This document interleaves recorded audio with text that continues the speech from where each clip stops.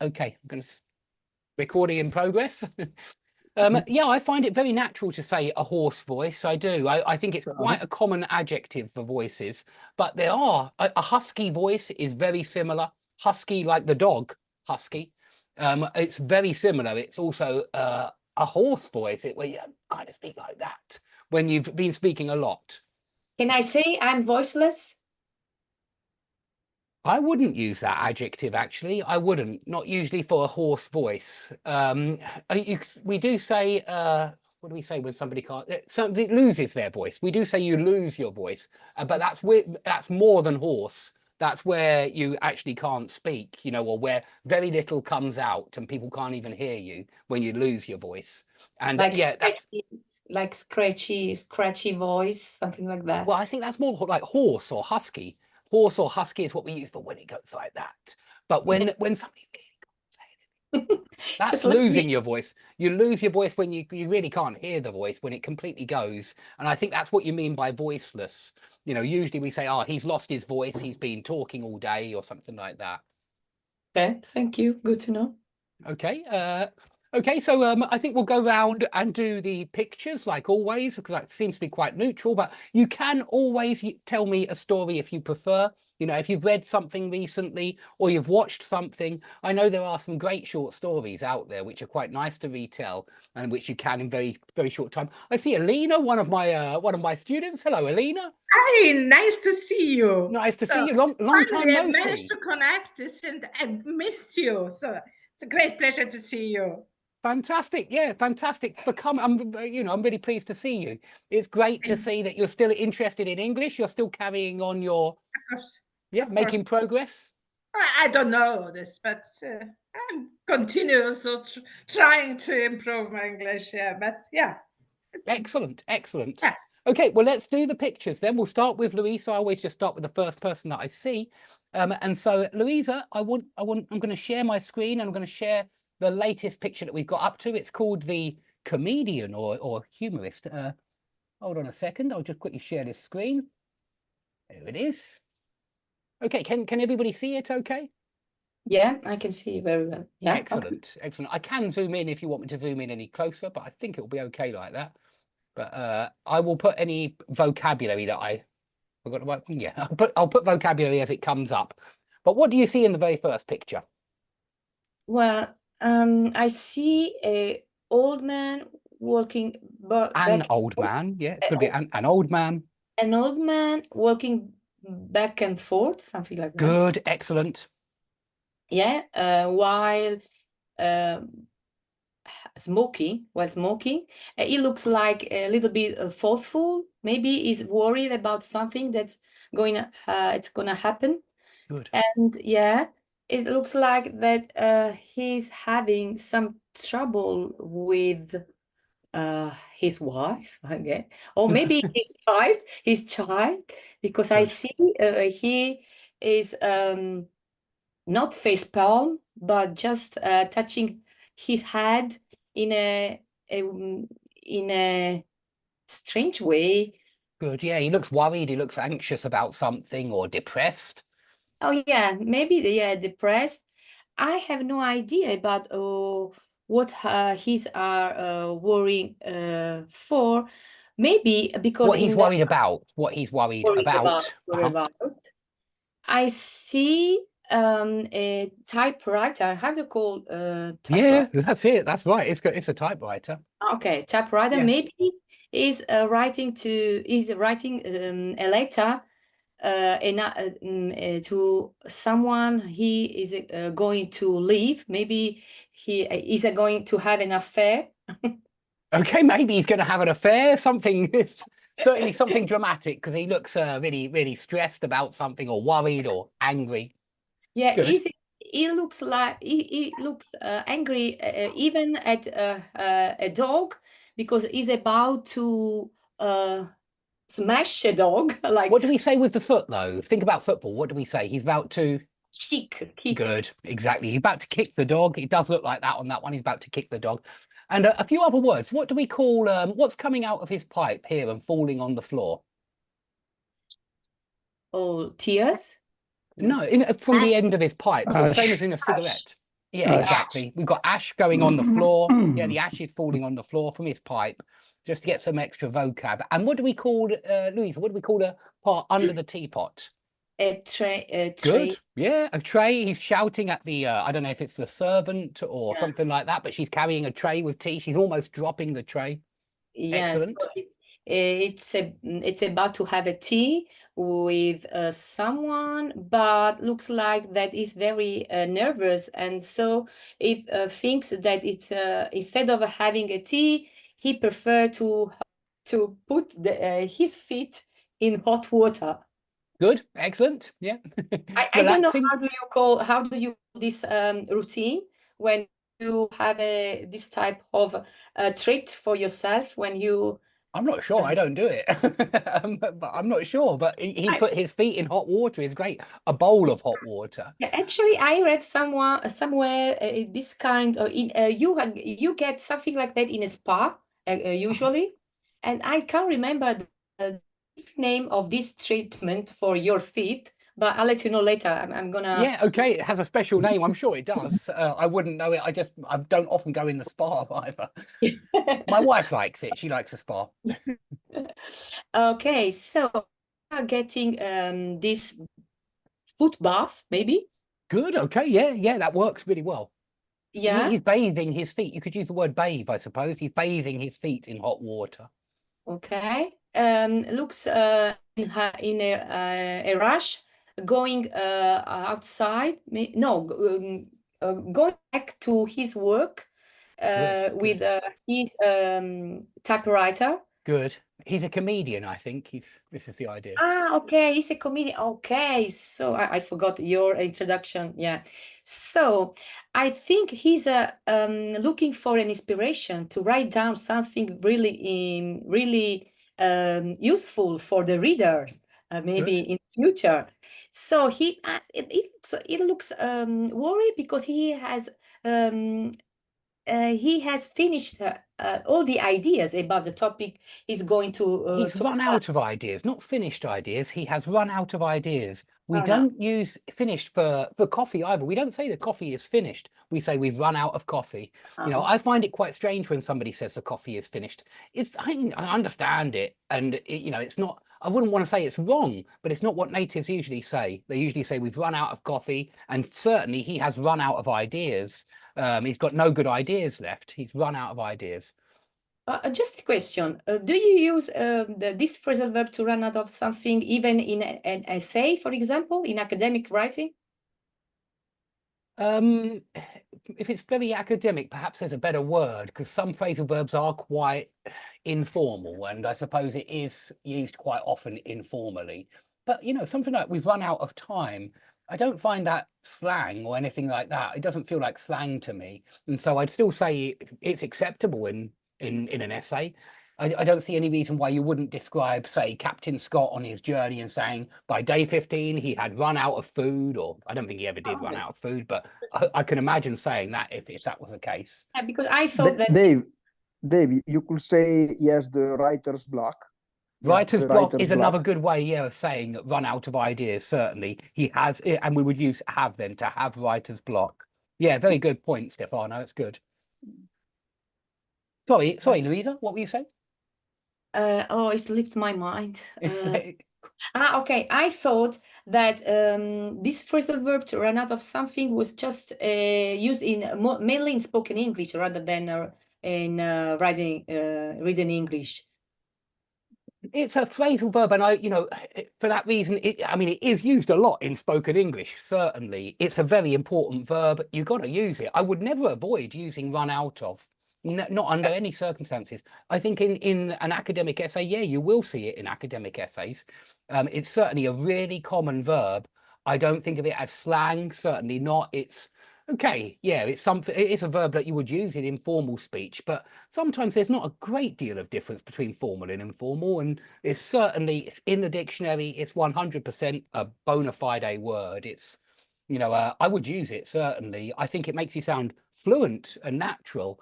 And I would say the same about a lot of phrasal verbs. Some are quite formal, one or two are actually quite formal, but most phrasal verbs are either in the middle or quite informal. But certainly Okay. natives use them so often, I think it's well worth, yeah, using them. And run out of is certainly, I usually find that students are saying something like finished rather than run out of, and it is run out of. That's what all the natives say. I tend to use finish just because it's very similar to Italian one, finire. I understand. I think you know, by the students who I used to teach face to face in Moscow, it was exactly the same. In their language, they would say the coffee is finished, or the tea is finished, and it just something about it where it just doesn't sound natural to me. I know it's not what I'd normally say. I'd normally say, we've run out of tea, we've run out of time, he's run out of ideas here, rather than his ideas are finished, which Yeah. I'm sure a lot of natives would agree with me here and say, but it's better to say he's run out of ideas, or he's got writer's block. He has writer's block. Oh. Yeah, has got or has. Yeah, I like this expression, to have writer's block. Yeah. Yeah, it's certainly related to writing in particular. Yeah, for writers, when people run out of ideas, and I suppose it is hard to constantly have good ideas.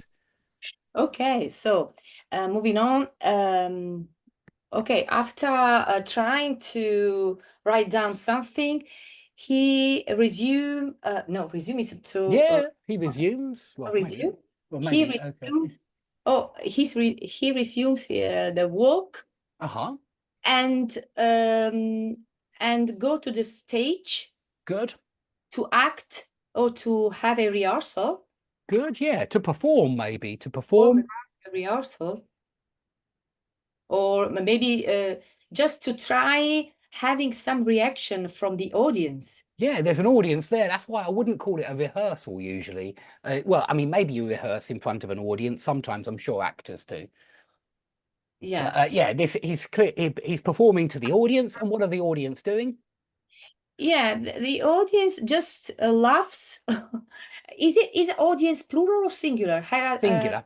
Singular. Okay. So the audience Well, you would hear natives using both actually. The audience laughs, both okay. You know, it's one of those collective nouns, like the team is, the team are, the government is, the government are, my family is, my family are. You know, some people will use it in plural. I would always say in academic work, lean towards singular for collective nouns, but be consistent with pronouns. You've got to use its and not their if you're using singular. And so you have to be consistent with other words in the sentence as well. Yeah. Okay. Dave, can we say they are spectators? Can we call them Yeah, you spectators? can use spectators and then you've got plural, certainly. Yeah, spectators No. works. Well, Yeah, in this spectators is more common. Spectators is more common for sport. Audience is more common for the stage and theatre. And so, Oh. I mean, I don't see it as a terrible. People will still understand you, certainly. But I think spectators is usually a stadium. Audience is usually a theatre. Oh. Oh, I would say also that the audience is cracking up. Good. Yeah, the audience is cracking up. Excellent. Again, really Yeah. good phrasal verb for this. Again, it's quite informal, but I like, you know, I think it is most people speak quite informally. They're not trying to speak like academics all the time. And so, yeah, I think it sounds really fluent when you're using words like crack up. The audience cracks up. Yeah, it means laugh, certainly. They crack up. I wonder why it's so worrying face while the audience is cracking up. I think we even have a word for this, and we called it deadpan comedy, which is comedy which is given with a really kind of straight face. And we have a lot of comedians going back a long time. I'm sure it will have something on Wikipedia about deadpan comedy, but it's about a certain way of delivering jokes where you have a very unemotional face, very unemotional, and perhaps even a little bit like that, but it looks like deadpan comedy to me. I would say blank face. Yeah, a blank expression on his face, very blank expression. Yeah, Yeah. absolutely. Okay. Okay, excellent, Louisa. Let's go on. I saw Alina next. Yeah, Alina, Dave, I think there is another good word for cracking up. I think guffawing. Go on. Guffawing. Guffawing, yeah, guffawing is good. Yeah, guffaw, excellent. That's another good word for laughter. You guffaw. I think I've spelt that correctly. I'm going to quickly check. You never know, but I think that's right. Is that right, Haymal? Is that right for guffaw? It is right. Just quickly check it in the Yes, dictionary always. But yeah, guffaw, it's another good word for, yeah, when you're cracking up, you're guffawing. I would say guffaw is more literary. You will see it more often in books, guffaw, and crack up you will hear very often in speech, and you'll see it in books too. You will see it in books too, but it does sound, guffaw is more literary and perhaps a little bit more formal, and crack up is less formal. It's more everyday English, certainly. Okay, so good point, Hamar. So let's go on to Alina. Alina, are you there? Can you hear us, Alina? I am here. I'm here. Excellent, But I'm excellent. blocked, so this is a big challenge. I don't know the vocabulary for such a picture. So I think we'll go on to the next one anyway, because there's not much Yeah. going on that one, is there? It's just the back of a monster or beast, But and then maybe, it's an yes. angel. Yeah. And we'll go yeah. on to the next one. We'll go on Yeah, to exactly. A normal critic. one is possible. Huh? Yeah, you never know. Try this one. This has got lots of different pictures to describe, so it looks like a good one. What do It's- you see in the first picture? Yeah, it's again about not young gentleman. So let's put it like this. And he rests in his and reading a book. Yeah, maybe he's resting. in He's the reading a book, or afternoon. he rests in the afternoon. Yeah. And then I always have a problem. I cannot properly see that. So What do we call? distinguish that on the right side. So he decided to throw away Good. the book. I think Good. it's the book. Yeah, he decided to throw away the book. And then where is this? Who do you the think person? that is? I'm not sure.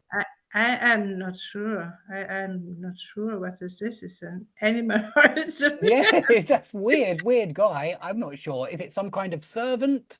I don't know if it might be some kind of servant, and that, or maybe a butler, like the head servant, a butler. But I'm not sure. a butler? Yeah, there's I'm not sure. I'm not sure if it's a butler, but somebody who doesn't want to be near him anyway. Or maybe it's in his imagination. I don't know. It's maybe. It does look weird, doesn't it? It does look weird, like it might be someone in his imagination. Yeah. What do No, we call it it is when a- books are like that, by the way, in the second picture? Yeah. Did we say that? A When step. a stack of books? You can say a Stack. stack. That's good, Alina. A stack, or anybody? Pile of Pile, books. Pile. or Pile. heap is another Yeah. one. Yeah, a Heap, heap of heap, books, a stack of books, a pile of books. But stack is good. Yeah, it's a stack of books, pile of books. Excellent. What do you see in the next picture? What's And going on then here? he's the gentleman going out and looking into I don't know, nature, and it's also there's a little bit of urbanization there. Urbanization. Yeah, it looks like quite a modern building. Certainly. Yeah, A modern block of building that's flats. combined. It combines the block of flats combined. It's a little bit of green nature. Good. And Good. I think it's the next picture is very strange. It's the same, probably the same strange person next to him. Good. And then he's looking now into a painting. Is this or what is I this? think Or that is a painting. And what is he doing? I think he is. How do we say that? Yeah, I think he is Spitting. spitting. I think he is spitting. I don't know why. Thing. And I would use the preposition at, yeah, with spit. Remember, guys, always learn these verbs with the prepositions together. And so he is spitting at the painting. I don't know It's why. spitting at the painting, because it's what we can see is the tree. Maybe it's similar a little bit to the tree that is in the other picture next to the block of flats. Yeah, Maybe? what's it called, this I don't one? know. Okay, it's called the I critic. don't know. if that helps. And then so maybe he was on his way to opera. Good. probably. Yeah, I think he's gone to theatre or Or his- opera. Yeah, his spectator, but he's not enjoying the How do the- you know? What's he doing? I don't know. Yawns. He's yawning. He's yawning. Yeah, he yawns. And you're Yawn. right to say, of course, use simple if you're telling it as a story. Yeah, next he yawns, but use continuous if you're doing each picture separately. So it all depends how you want to retell it, really. But as a story, I would do it all in simple. So yeah, in the next picture, he yawns. Yeah. Yawns, and the next is the second act. It's a concert. It's a kind of Yeah, concert. Some and kind of it's- concert. Yeah, is again unpleased with the music. It's maybe too loud and it's not his style. Good. And then the next one I cannot What's see. he doing with his ears? How can you say this? So cover the ears. I don't Yeah, know. he's covering his ears. He hates the music that much. I It's do, terrible yeah. music. It's a din. Good. So he's a critic. This is the idea. He's a critic, and each of these places, I think he's judging each place. He's judging the painting. He But doesn't in like this it. way, to judge is a little bit strange I agree, in yeah. the negative way. So with everything, with the painting, with the opera, He hates and it all. the He hates it concert. all. He hates the play. He hates the music. He hates the painting. Now That's he's at the good. restaurant. And now it's the next step is the restaurant, and of course he has something to complain about. Good. What do we call this guy? Waiter. Yeah, the waiter. Yeah, The waiter looks unimpressed. Well, he looks unhappy that he's being told off. Chef waiter. Steward, Sorry. STEWARD, steward. A steward, maybe a steward. Usually, I would say air steward. Usually for the people on the planes, you know, who do bring you food, that kind of thing. But that you can also say the crew on a plane or on a boat. You can call them the crew. But yeah, I think it's a waiter usually for in a restaurant. Okay. So what about next, Alina? What do you see in the next picture? Then the next picture, I think, is back home with his family, having having a completely different attitude. Good. Yeah, his attitude has changed. What do you think the little boy is saying? And how can we describe it? What's he doing, the little boy? He is Pointed out. Pointed out, yeah. he's pointing at the man. Yeah. I think he's pointing at the man and criticizing him or saying something about his face, Probably. about his appearance. How does he react to criticism? So it's here in the last picture. I don't know. He cannot accept it. No. Good. Yeah, I think that's the idea, that he criticizes everybody else, and then when a little boy, tiny little boy, criticizes him, he gets all embarrassed or shy or feels all awkward. Teacher, when he doesn't accept that recommendation, we could say he's in denial, or it's other in a different context. Yeah, if you're in denial, then you deny that something is true about yourself. And you know, if you're in denial, I don't know, it could be about a lot of different things. You know, maybe you love somebody and you think they still love you, but they don't, and you're in denial because you think they still love you, even though all of the indications show you that they don't love you. So I think it's a little bit different from his reaction, but it is something that's very common to be in denial. When you don't accept the truth that's blatant, that's obvious, you're in denial. Okay. Hypocrite or two-faced person, because he judged everybody and he is rude, but in the end of the day he cannot accept any criticism. Yeah. Criticism. I don't know if it's exactly hypocritical though, because you normally don't practice what you preach, and I don't see that he's preaching criticism. Yeah, when you're teaching people a lesson basically, and you're saying, you should be like this, and then you go and do it. I mean, maybe it's a little bit hypocritical to criticize everybody and then react badly. I feel sad about that old man. Maybe he lost all of his family and he is lonely and loveless. He lives in a loveless life, and so he becomes judgmental. Okay, this guy, you mean the critic? Yeah, you think he's there with him? Any family members? Just the servants and the people around him, strangers. Yeah, so you think he's lonely? He's become lonely and bitter with him. So because of that, maybe he become grumpy.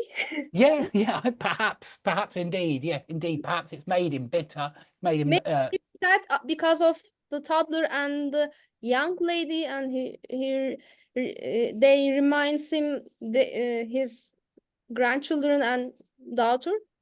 Okay, yeah, so they remind him that he hasn't got anybody there, that he hasn't got a family, and he gets upset. Once, maybe. He's definitely in a bad mood when he's leaving. That's what I can see there when he's shaking, definitely. Okay, let's go on to Heimal with the superior guy, by the looks of it, someone who's superior. Are you there, Heimal? Yeah, I hear you. Okay. Hi. What can you see? I think there is some lag in my connection. I didn't get the picture still. You don't get the picture?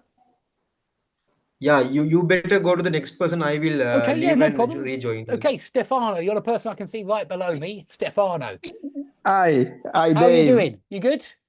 I'm fine. I'm fine. Excellent. On my left there is the TV broadcasting Wimbledon, because I'm really a fan of tennis. Excellent. You know, I came in England, in London, in 2012, when there was the Olympics.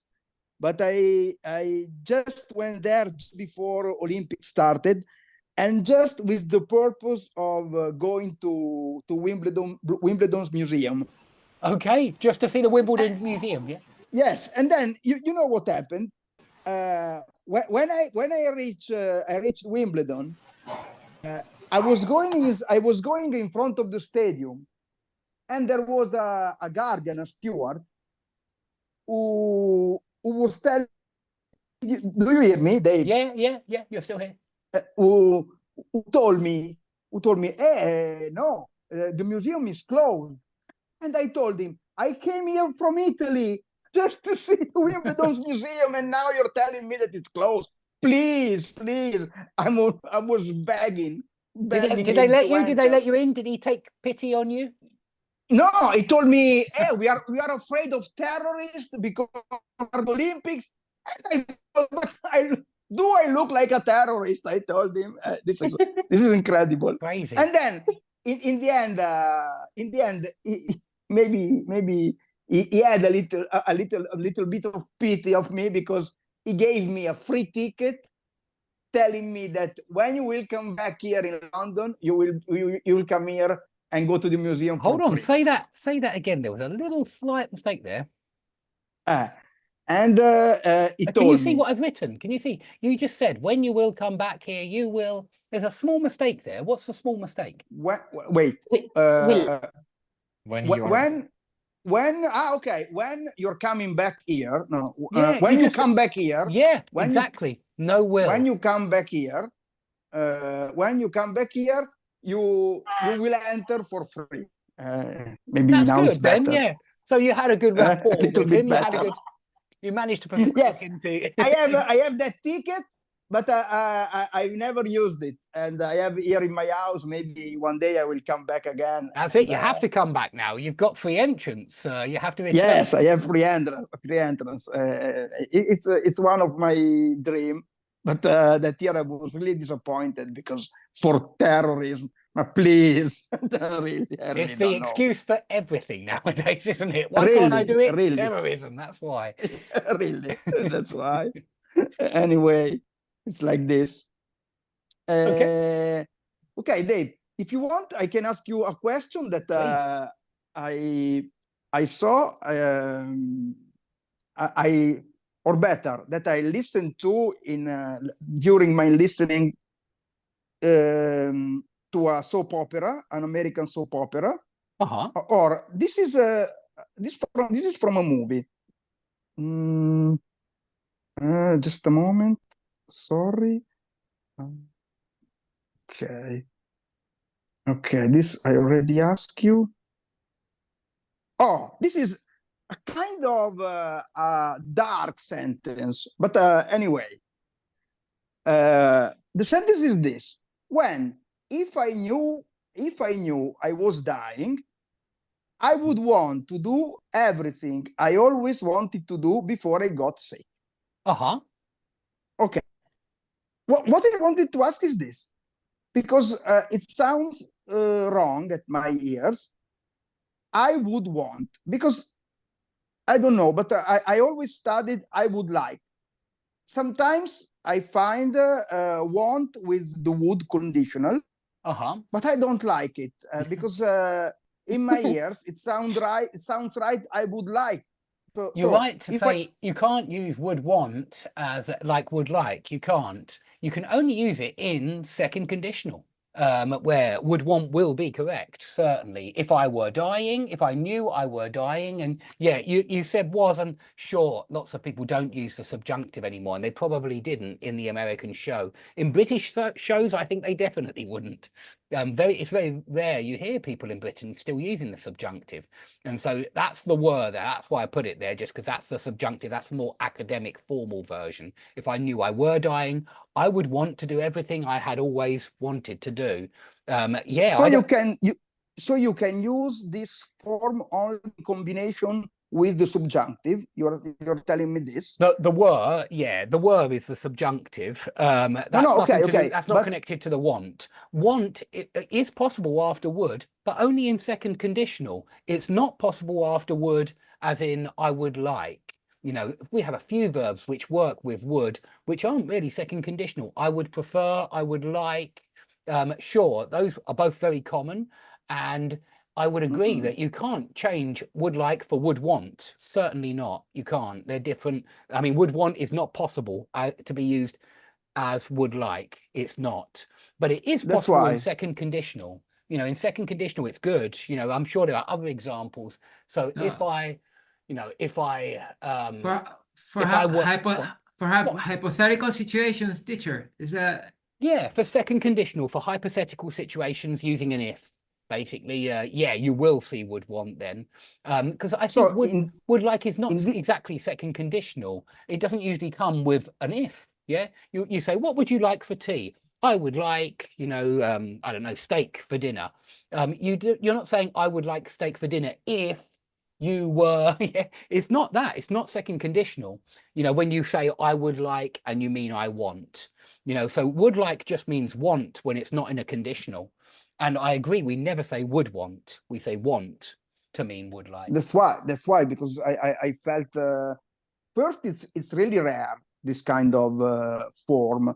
It's rare. Maybe they prefer to use I would rather than I would want. Maybe they found they try to go around the sentence. They put in another way. I don't see anything wrong with would want in second conditional. I see it as completely correct. And I'm sure there are many other examples where we could use it.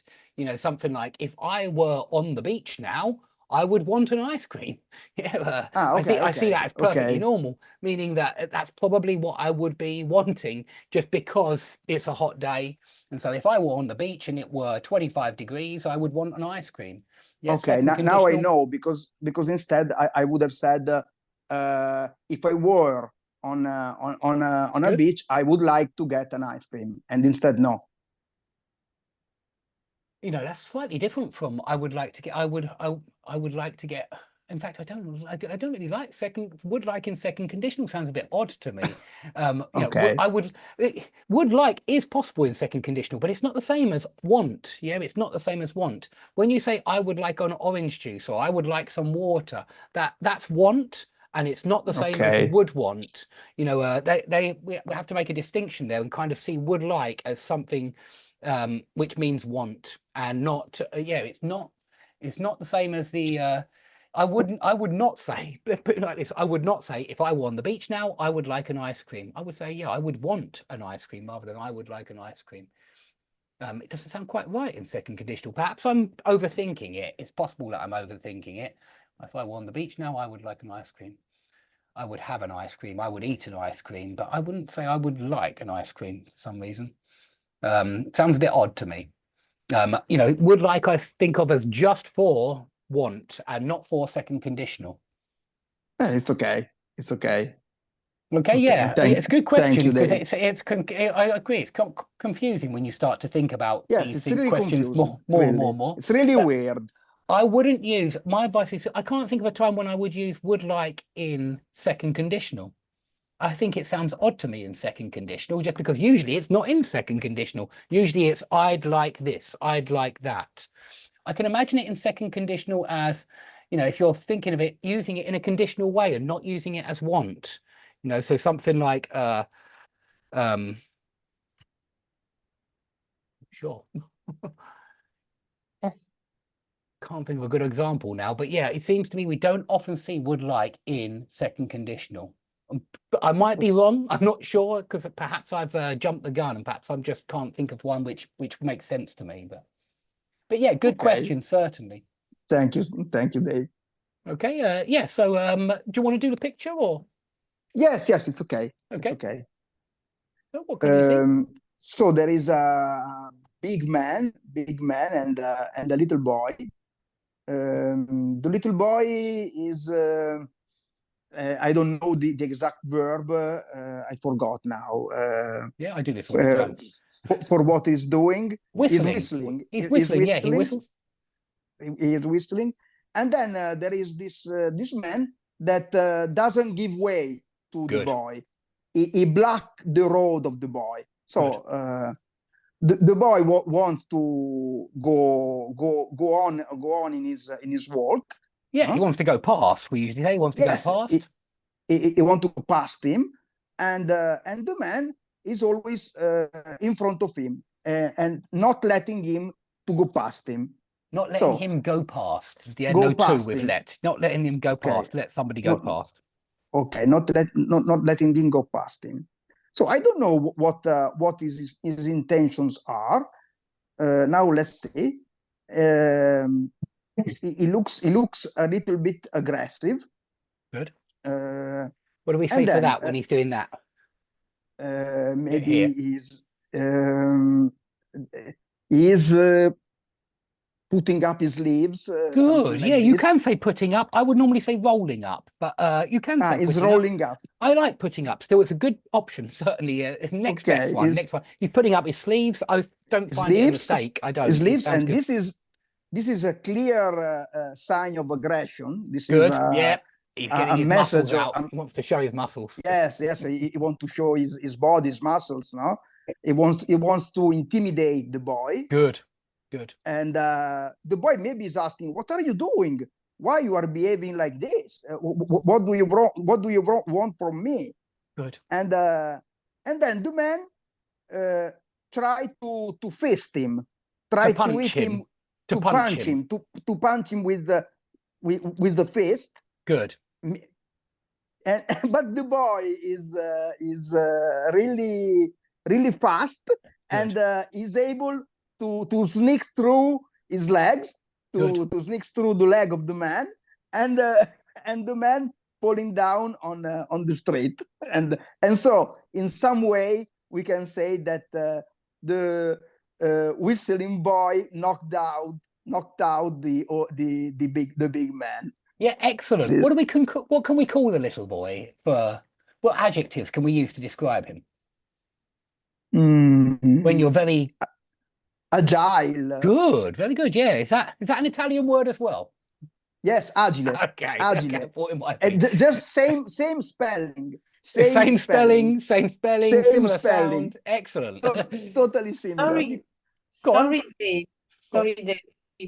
I was wondering if you have any phrasal verb to mean that this little boy is crossing through his legs. We would say running through his legs, run through his legs. He ran through his legs. Yeah, or he ran under him maybe, but I would say ran through his legs. He ran through his legs. I don't think we do the phrasal verb so much. You can certainly say dexterous as well as agile. It's the same as agile. Dexterous, agile. There are probably some other good adjectives, so I'm not sure if anyone... Is it incorrect to say cross through someone's legs? Yeah, I wouldn't say cross. Cross is normally across. And so I would say ran through his legs, because through is normally when you've got things on both sides of you. And here you've got his legs on both sides of you. So I use sneak through. Sneak through is great. Yeah, sneak through. I think through is the main thing here, that you ought to, sneak is good. Yeah, he sneaks through his legs. Sneak through works very well. You know, when I was young, a teenager, we used to go to the Roller City. It was like a roller skating place. They played a game there where you would have to skate through somebody's legs when they got caught, when they were on. It was a game for kids, but we had to skate through the legs, and I would certainly say skate through the legs as well. So run through the legs, sneak through. How do you spell skate? Skate like roller skates. I mean, here we were skating. We were in a roller skating place, and so we used to skate through somebody's legs, like whoever was whoever was on, as we say, whoever was touched by the. It was a game for kids, but you Yeah. had to escape Sneak through gives the idea more clearly. Sneak is excellent because it means, well, sneak means normally sneak is without anybody not noticing, and so Yeah. I mean, he crept through his legs, although I would say that's quietly usually. Sneak through is good because he didn't want the guy to notice, and it was quite crafty. It was certainly crafty, and I think sneaky people are crafty. So he sneaked through his legs. Yeah, it works really well. Can we say dodging a punch? He dodged the punch. Definitely, dodge is excellent. He dodged the punch. To dodge means to avoid. Yeah, he dodged the punch. If you dodge somebody's attack, then yeah, you move out of the way. So that's a good word. Okay. Okay, excellent. We will move on then to the next one, which is success. So, Heimal, are you ready? Yes, Dev, I am ready. Yes. Okay, excellent. What can you see in the next one? It's called success, this one. What can you see? Yeah, I see. Can you? Yeah, yes, I see a singer. Good. Seems like a rock singer. Good. He's singing in a very upbeat mood, and he's playing his guitar as if he's in a trance. Good. Yeah, Good. What can we say? and now You've got he's some good ones here. How can you describe that second picture where he's doing that? How can you describe what's he doing? There's actually a very specific phrase for that, I would say, that most natives would use. Bending? Yeah, it starts with bend. He is bending. Which preposition? Bending over, and then I think another, well, an adverb would work very well here. Bending over. And giving a guitar solo? Backwards. back. Somebody said it. Backwards. Is back. He's bending over backwards. He's bending over backwards because you can bend over forwards. When you bow, you bend over forwards, but he's bending over backwards. And so we would certainly say he's bending over backwards here. Okay, what's he doing here? You can say a few, try to explain exactly the position of his body. yeah, he lies with his shoulders, his legs Good. up. With his legs up, And, kicking. Yeah, they're kicking, or he's riding a bicycle or something. Good. Or swinging, maybe? His legs are swinging back and forth. Yeah, I suppose it works. Yeah, swinging. I would probably say kicking, perhaps. Swinging always sounds like you're suspended on something, like a pendulum swings. And so it sounds like you're hanging on something when you're swinging. He has a moment. He give a guitar solo. Yeah, it's a big guitar solo, definitely. Okay, what about... Lost in the moment, I guess, because I doesn't know what shape of his body. Yeah, he's definitely he's enjoying himself a lot. But it's a she, not a he. I'm not sure. What do you think, Heimal? Is it a she or a he? It's a she because of the shoes. I think it's I a male think singer, because in the next picture you can see that a very lot sure. of girls. Woman hugging the man, and he is very comfortable with the audience. Good, yeah, The third absolutely. row. Absolutely. What do you think, Heimal? What's he doing in this next picture? What's he doing? Hey, Mark, can you Next hear me? picture. Yeah, yes, he's lying with his guitar and Good, playing it. His legs are up. good. Yeah, he is thumping. I think he is thumping with his legs. Yeah, he's on the thumping floor. his legs. Good. Yeah, that would be like this. Yeah, he's stamping his legs. He's thumping his legs. I think so. They often do, the rock musicians, certainly. Good. Yeah, and in the next picture, he is. Yeah, I think he is wearing bell bottoms and like high Bell heels bottoms. shoes. Okay, good. Yeah, I Yeah. think we usually say flares rather than bell bottoms. Like the 1970s, they had those trousers that they wore very often in the 60s and 70s. Yeah, flares. I think they're flares. I'm not sure about bell bottoms. Maybe they say bell bottoms Yeah. as well. I'm not sure. Not much of a fast fashion victim. Yeah, but I don't know. yeah. Okay, yeah, they do. They do. You're right, Heimal. You're right. Um, Sorry. I've just never heard them called bell bottoms before, but I understand the imagery. So good, Heimal. Yeah, bell bottoms, flares. Good. Good. Straight away Yeah, came up on Google. he has got a. Uh-huh. It's correct. He has got a very energetic female audience. Yes, they look very energetic, very female. Yeah, they seems to be in love with his performance. Good. And Can we say crazy in about him? the Yeah, they're crazy about him, certainly. yeah, now they all run towards him to hug him. Good. Uh, To hug yeah, him, to it's, touch him, to touch his hair. yeah, creating a sort of commotion there. Good, yeah, there's a big commotion. I agree. That's a good word for that, certainly. There's a big commotion as they run onto the stage. I think I'm spelling that right. I will check. Yeah, now Okay, good. in the last picture, everyone has left him. Now hugging is finished. Now I think they have grabbed his clothes, his guitar, all those things as souvenirs. Sorry. Now Press the wrong he button. lies. Yeah, he lies. Yes, he lies naked. His hair is gone. His guitar is broken, and the other part is gone. Everything has, I think, everything has been taken as souvenirs, and the hall is also in a big disarray. In disarray, certainly. In disarray is excellent. It sounds quite formal. Do you know any other informal ways? It's good for formal English. It's in disarray, or it's in a what would we say? In a mess. In a mess, I think we just often say in a mess. It's in a mess. It's in a terrible mess. Yeah, the whole stage is in a terrible mess, in an awful mess. Sorry. Can we say racket? Racket. No, wouldn't you? Racket is usually noise. I mean, you can say he's playing an awful racket, and you can say turn down that awful racket. You know, if somebody's got really loud music on, then we say turn down that awful racket. So racket is usually noise rather than a mess.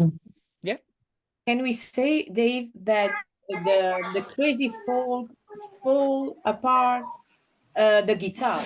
Yeah, the girls pulled his guitar apart. Yeah, they tore his guitar apart. You can. They tore his clothes off. Yeah, certainly. You can certainly say that as well. Certainly.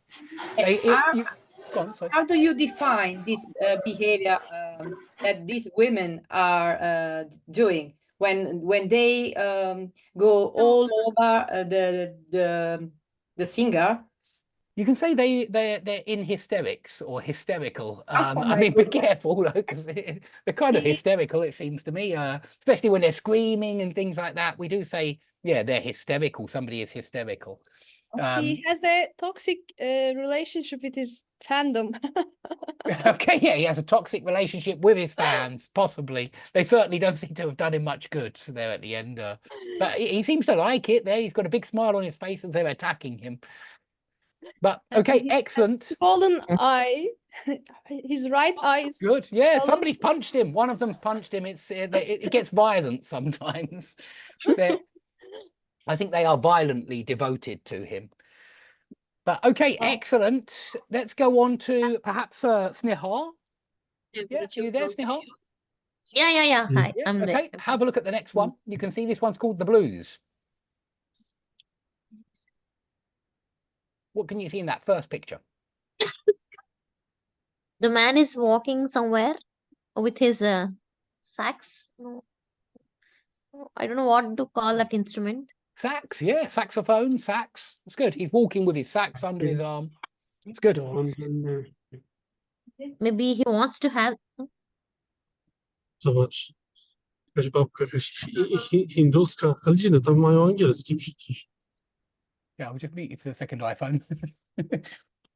Go on, keep going, Snehal. Yeah. Maybe he's relaxing.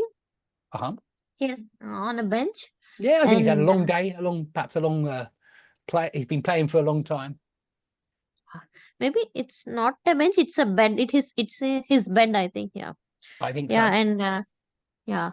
and in the next picture we see a cat maybe crying or cat. Crying or A cat is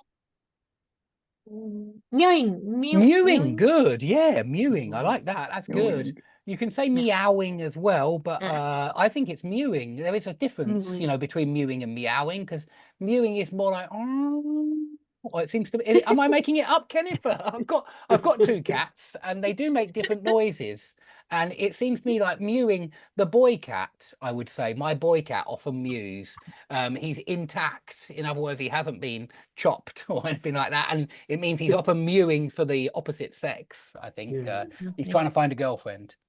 Still hasn't found one. In the third picture, we see actually there is another cat also in the picture.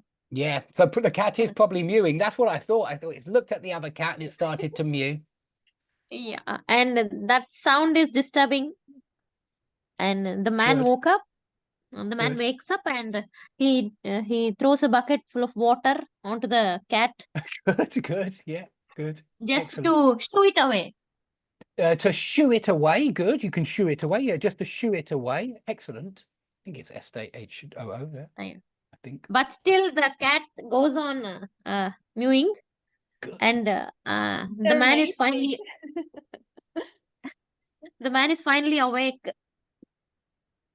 Good. Yeah, he's So woken up by the mewing. Yeah, he has woken up. he has woken up, and no, I don't know. Maybe the mewing sound gives him some idea to write his lyric. Maybe. Good. What do you call it when something gives you an idea like that? Muse. You can say Inspiration. inspiration. Yeah, that was what I was looking for. It inspires him. It's inspiration. The mewing is inspiration for, and yeah, we would say for as well. Inspiration for his music or for his saxophone. So he composes his lyrics, and the next day he plays the same lyric. No, No, I he wouldn't say plays lyrics. He composes the song. I would say the notes, song. The notes maybe, but we often say composes the music, composes the song. music. Okay. Yep. Yeah, and then there are two couples. In the next picture, they are kissing each other. Good. Dancing cheek to cheek, you can say here. Yeah, they're almost cheek to cheek anyway. And when you dance the tango, you're usually cheek to cheek. Cheek. Okay. I have a question. Do we use couple R or couple is? Again, it's very similar to what I would say. I mean, that in British English, we very often use the plural with collective nouns, but in spoken British English, certainly. But in academic English, I'd actually say lean towards singular. With the couple is sitting on the bench, the couple are. You will see is sometimes, but I think most Brits would say are. I think 90% of Brits, 90% of the time would say are for a couple. It is two people. What do you think, Kenneth? Kenneth McNulty, what do you think? Couple is or couple are? Would you say the couple is or the couple are? They are. Yeah, the couple are. You would use the couple are. It does make more sense. But I mean, like I always say with something like this, do look it up on Google Ngrams, because you'll be able to see then exactly what which one is used more often than the other. This is in books and not in spoken English, but in books, couple is greater than couple are.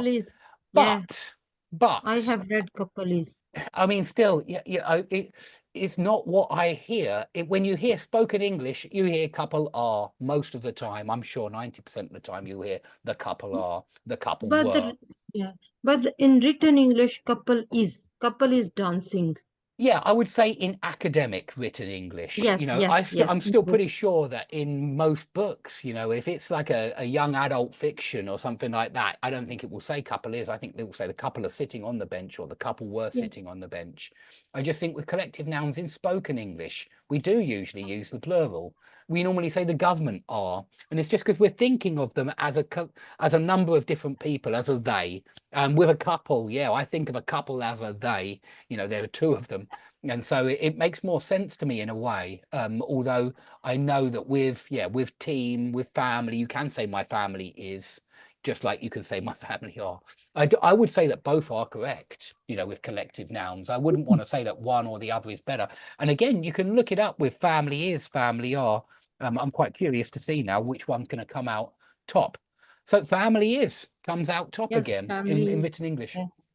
But certainly when you're thinking of them as many different people, you know, I think when you're going to a wedding or something like that, maybe you're talking about, you even say 7 of us are coming. Yeah, my family are coming at 8 o'clock. There are 7 of us. I would normally say my family are coming then. There are 7 of us because I'm actually thinking of them as 7 people. What about railways? Railways.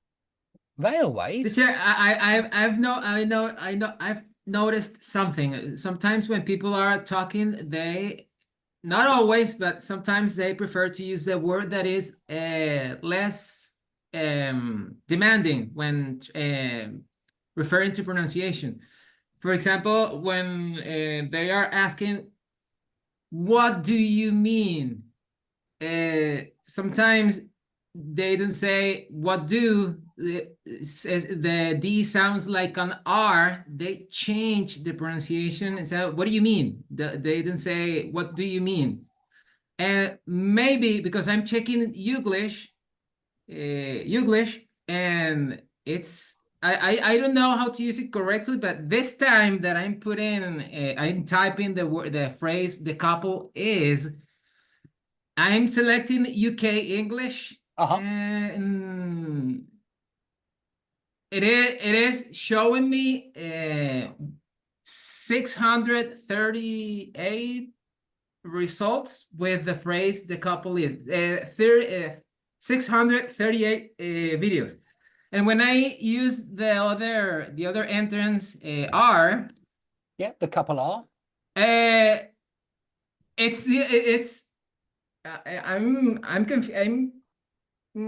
what's confused because it's less, the results are less than the one with is. Yeah, and the same that's as, what the same on that's- Google Ngrams. I mean, on Ngrams it says that family is greater than family are, and couple is greater than couple are.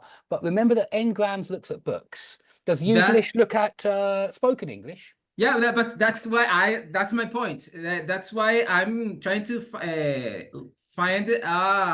sense, find some sense for that. And when you pronounce R, it's more, you have to use a little bit more time than to say is. And I think that's one of the I things. don't think it's I wouldn't say it's a question of time. I'm not sure it's a question of how long the word is, whether it's is or are. I see them as equally one syllable and just so is, are. I would say certainly both are correct. Both are correct without a shadow of a doubt. But, you know, which one's better to use? In spoken English, I think most people say are. And I ask Kenny here just because Kenny's a native like me. And so I want to see, what are people saying in Donegal? And Kenneth said it, he's couple are, it's a they, couple are. And so, you know, I think in spoken English, I could be wrong. It could be 50-50. It wouldn't surprise me, in fact, because sometimes you're thinking of them as a single unit rather than 2 people. And so I suppose it really does depend in your head on whether you're thinking of it as a single unit or a collection of individuals, because you could be, you know, in some situations when you say the government, you really aren't thinking about 666 MPs or whatever. You're thinking about a single unit, and as if they were acting as a single unit. But if you're thinking of them as a collection of people, you're more likely to use are. But because obviously this is not just couple, it's not just, there are a lot of collective nouns out there like team, family, government, you know, there are lots of them. A group is a collective noun. Do we say the group is or the group are? Both are okay. So can I use railways is when I think it as a no, not railways is. Railways is always are. Always are. Yeah, because railways has got an S on the end, and I would say when you've got an S on the end, it's definitely plural. You know, couple doesn't, even though it refers to 2 people. Collective nouns are singular by definition. You know, group is singular, team is singular, family is singular. And with all of those collective nouns, both are possible. It depends, you know, and ask other natives to see what they say. But I think they'll all say It's up to you. It doesn't So matter. the logic is like go flow with the crowd. So the Yeah, don't mo- overthink it. I if would say that there's a mo- lot of there are a lot of difficult grammar points out there, and I would say with collective nouns, relax. You know, if you in any academic essay, okay, you're going to be more careful with collective nouns, and you're going to make sure that if you say the government is, then you say it's when you refer to the government. You don't say their, which is plural. And you know, like you do that in academic exams, in the GMAT exam, it's very important. And if you bear it in mind, you'll get better marks. You'll get in at Stanford or Yale or Harvard or whatever, if you bear that in mind. And so it's useful in academic situations. And I mean, also, if you're writing a book or a novel, you probably do want to be thinking about things like, am I going to use singular with collective nouns or plural? You know, you might think about it a little bit more. But for everyday English, I would say don't overthink it. Don't think, you know, relax. They're both okay. And for IELTS, what would you recommend? I would say lean towards singular forms for collective nouns in IELTS. If you're writing an essay IELTS. for IELTS, certainly. Can Yeah, I ask one question, please? yeah, please. Hairstyle. Hair is, hair are. Sorry, is Hairstyle. The hair.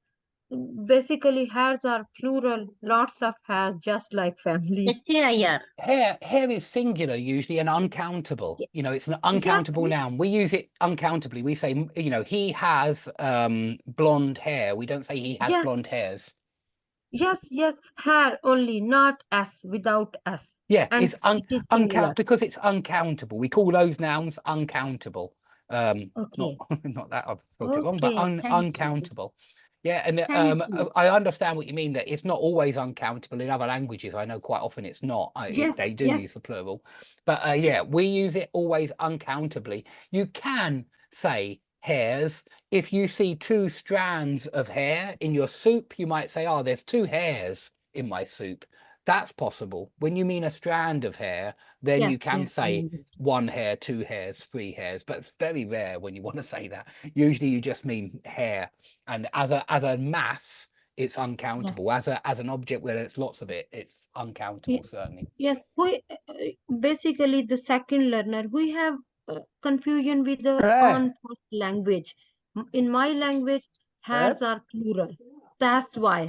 Yeah, We indeed. always get confused with this type of Yeah, I know thing. what you mean. You know, Yeah. as someone who learns a second language as well, I know it's very important to be aware of accountability in Yes, your yes. language and in the target language, because Yes. very often, I mean, so I have to learn a lot of cases, and I have to learn, you know, there's a singular ending and a plural ending, and I noticed that for a long time I was getting in a terrible muddle simply because I didn't realize that word is used uncountably in the other language, and it's used countably in English. So, for example, advice is uncountable in English. Where have I gone? Don't know where I am now. But advice is uncountable in English, yeah, but it's countable in a lot of other languages. Perhaps it's countable in your native language, advice. Yeah. We never say Evidence? advices. Evidence? Evidence is uncountable. You never say evidences. It's a good example. Very Evidence, good. yes. Yeah, evidence, advice. We have quite a lot of them, really. A lot of uncountable there nouns, but are it's really worth right. knowing. For example, time is uncountable, although Yes. times like 1 time, 2 times, 3 times, that's very countable. Yeah, how many times, but how much time do we have left? And so, yeah, there are a lot of words where it's well worth being aware of countability. Okay, very good. Do you want to do the next picture then?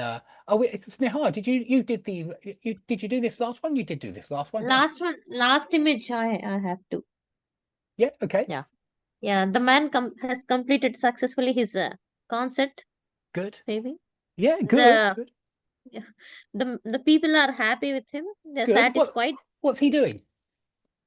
He's bowing forward. Bowing. Yeah, he's bowing.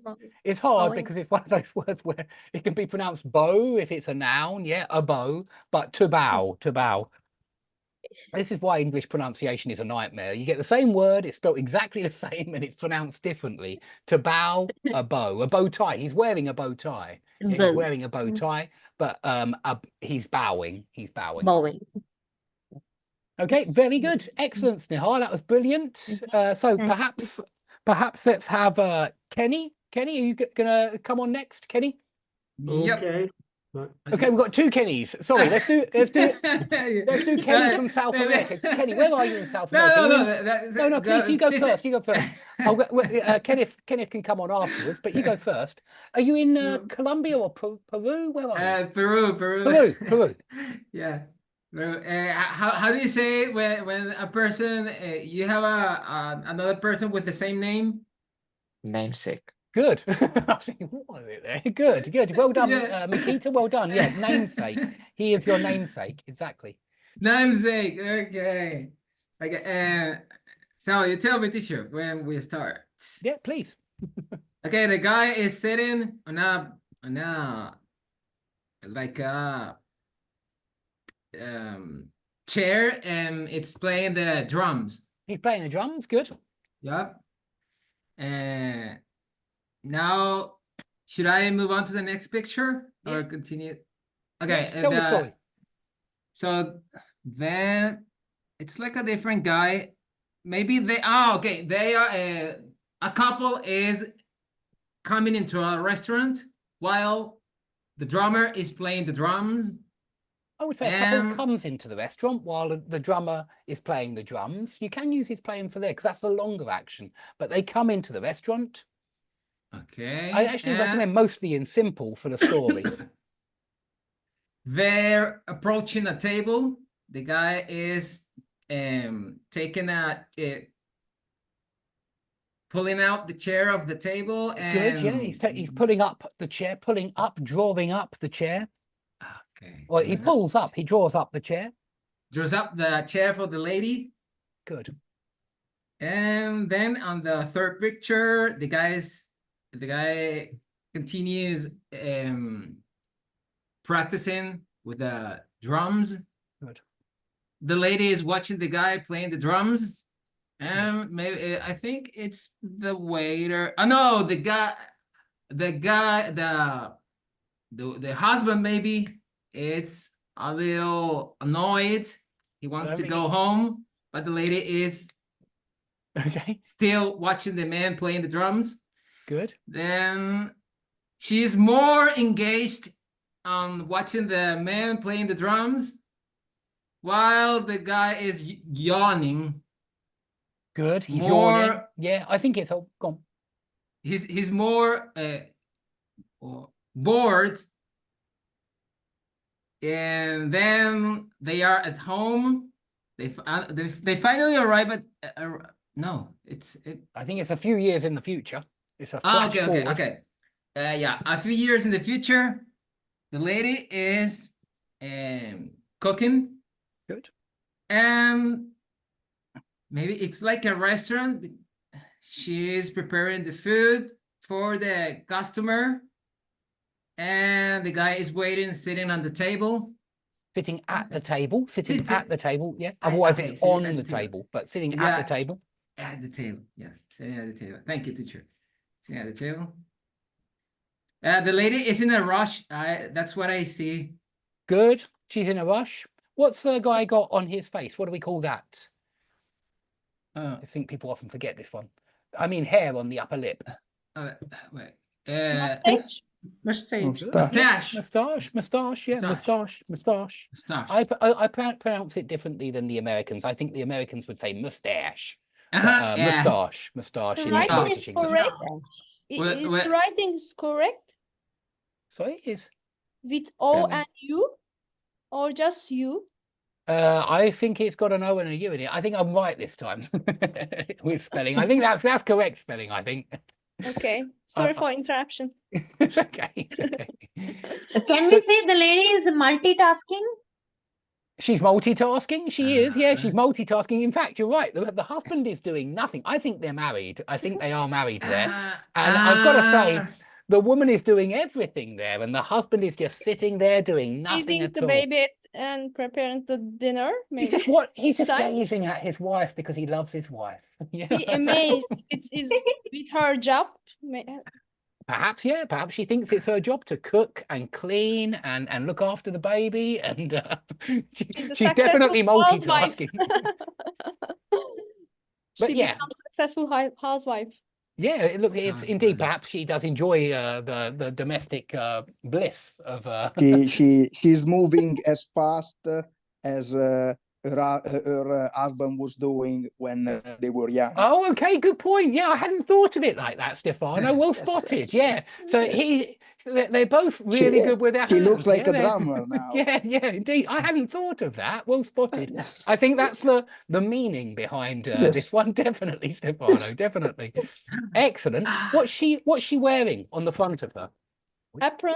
Apron. Apron. Good. An apron. She's Apron. wearing an apron, as people often do, to make sure they don't get dinner on them when they're cooking. There is a definition at the social media. Stay at home mothers. Good, Right. yeah. Stay-at-home mothers. Yeah, indeed. I would say a housewife. I don't know if we're allowed to say that now. Are we Nowadays allowed to say they that? prefer to use that. I think still. Find themselves.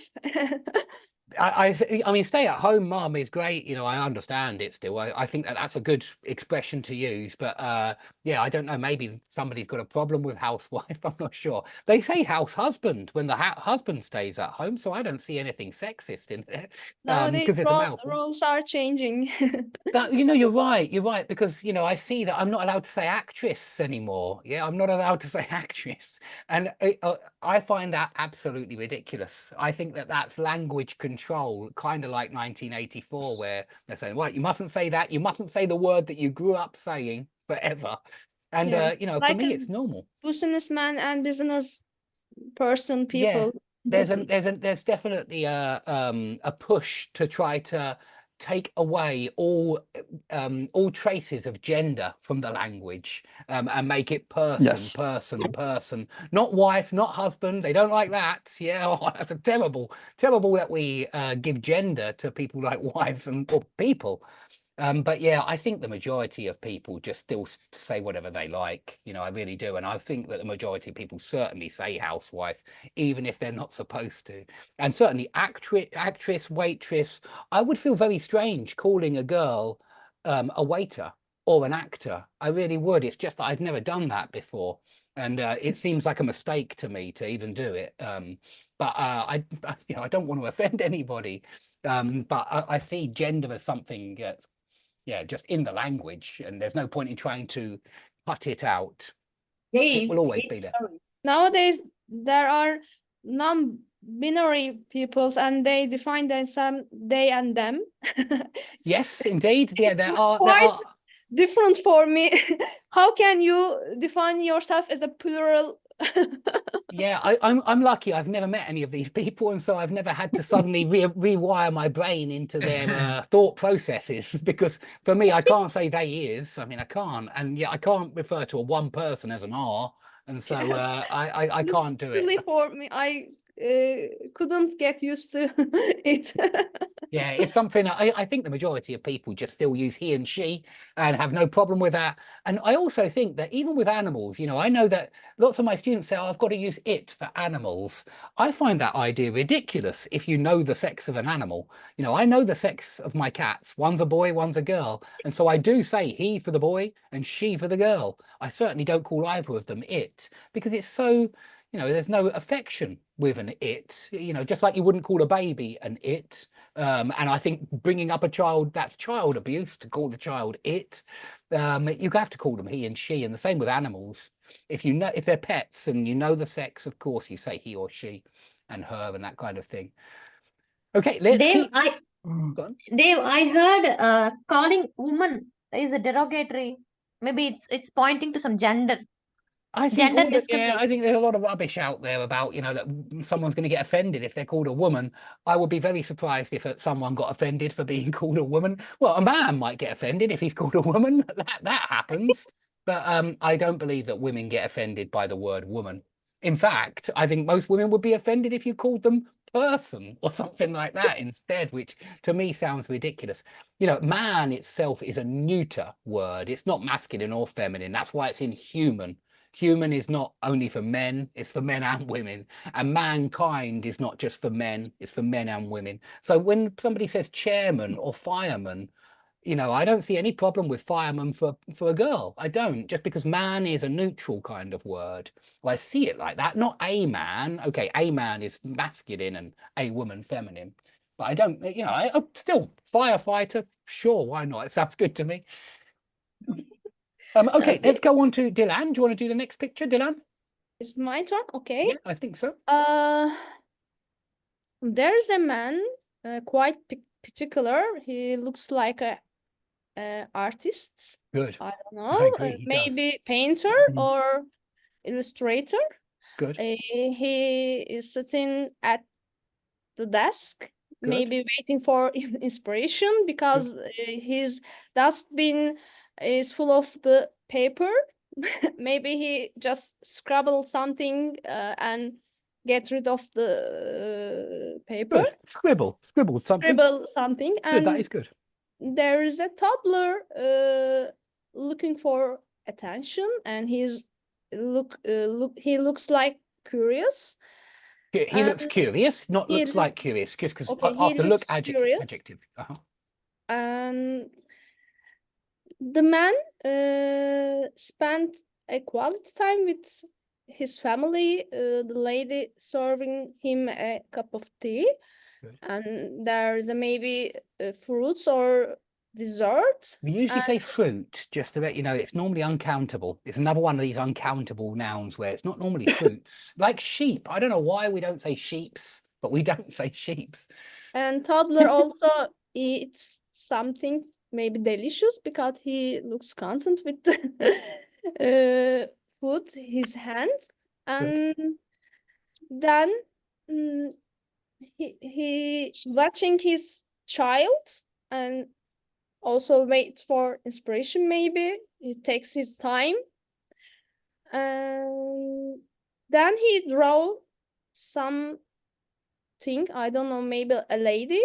Maybe he designed a hat designer. Yeah, he's a hat he designer. looks like a hat designer. Fashion designer. And he inspired from the items in daily items in their life, like pen or buckets and tray, a cup of tea. Cup of tea at the top. Yeah. And first, what's the first object's pot? I think it's a pot. Yeah, I think it's a pot that a baby uses to go to toilets. I think it's there. He's sitting on the pot. He has a unique taste, and he is really interesting designs. And I don't know the fifth one. Like a cask, but So what's this? Where's the bird? Where's the bird here? no, not Kate. Bird. Oh, sorry, the Bird fifth cage. one. Okay, sorry, I'm looking at the sixth Yes, one. Yeah. with the lady like a mask and cask at the same And time. It's I think re- it's the chair. The Is it- fifth is it one the is chair? the chair. Yeah, The it's the chair. chair. It's the Oh, chair he's in. It's It's upside chair. down chair. Okay. upside down chair over the eyes as well. Very nice. And bird cage, Good. and it's really it's really interesting having this kind of design. I'm not sure I am fan of No, his this kind of designs, fashion. and I will use them in my daily life. But maybe most of the British people likes to use that kind of hats in I a think we do have weird ceremonies, fashions. like wedding ceremonies. They use They different do. kind They do. of It's when they go to the hats and horses. They have horse racing here, and they wear those kind of hats. They do. They Yes. wear that weird and kind of wonderful hats. events they attend with the different style of hats, and I like to watch them. They do. They always What do. do And we you're right. call, do they call them fascinator? Fascinator. Yeah, a kind of hat like this. Is it Maybe, called- maybe, I'm not sure. Maybe it might just be a gap in my vocabulary. It wouldn't surprise me, especially with hats.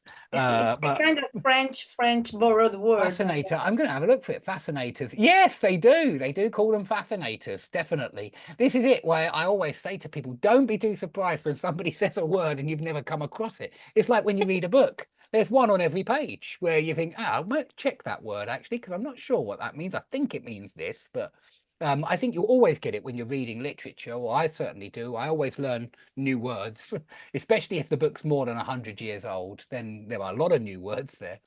But yeah, Maybe fascinating. he works for Balenciaga, because nowadays Balenciaga has different silly items as a like a bag. They designed the bag like a chip box, like and silly things. Do you know the Balenciaga's No, nowadays no, I items? don't. I've got no idea with fashion companies and stuff like that. No, I've got no idea. Sorry, Dave, what's the spelling of fascinator? Because I remember the name I heard about, but I don't know how to. Yeah, like that, apparently. It's a new word still for me, so I'm not completely sure about it. But yeah, I mean, certainly, yeah, it's these hats. Sometimes they, okay, hatinators is down here as well. I don't know if a hatinator is a word that you're familiar with, but fascinators, you can get loads of images of them on Google, on DuckDuckGo, or whatever you're using. Just put it into the images and you'll see lots of them. And I think that is the best way with clothes. You know, you straight away see what it is then. Okay, let's perhaps move on to the next picture, which is also about hats by the looks of it. Yeah.